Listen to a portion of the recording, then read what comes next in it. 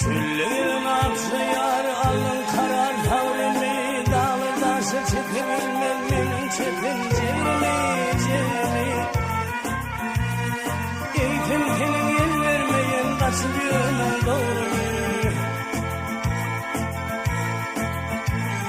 Geçen akşam değişimde köye benim huşumda, gördüm seni karşımda yedireden aksa yar.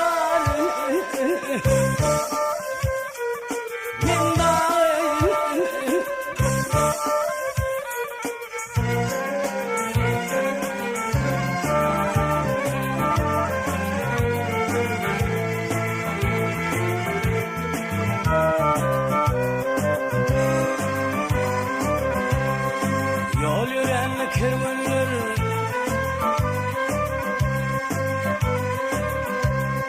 yol yürüyen kervanlar, kapıl yerde yatmayar, çöllemeden yerler, sellemeden atmayar, atmayar. Ah üstümdeki ağırlar, benim başımdan ötmeyar. Zalim edip pidaya, yalvarıp men hudaya, ömrüm geçirdim gaya, sana diyen aksa yar. Men dağım.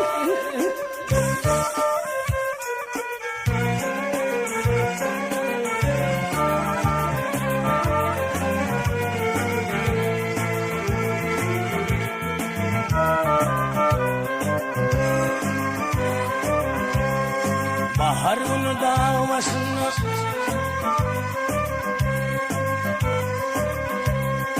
bahar günü dağ başında, lemmer bulutlar, bulut oynat yıllarımın çakışı da çalıttır. Barca bulhum aksa yar, benim yolum biliptir. Beni yadı kalmadın, ağır halim bilmedin, ölüm gelip almadın, var bilmen aksa yar. Men dağım.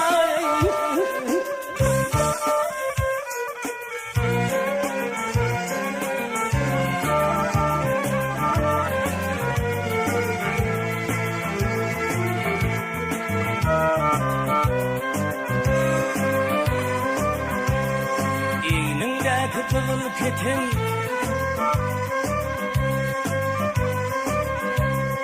İğnindeki kızıl ketin, şuna yer göğe şafak hiç mezalım darmadı, İğne ilhamın ketin.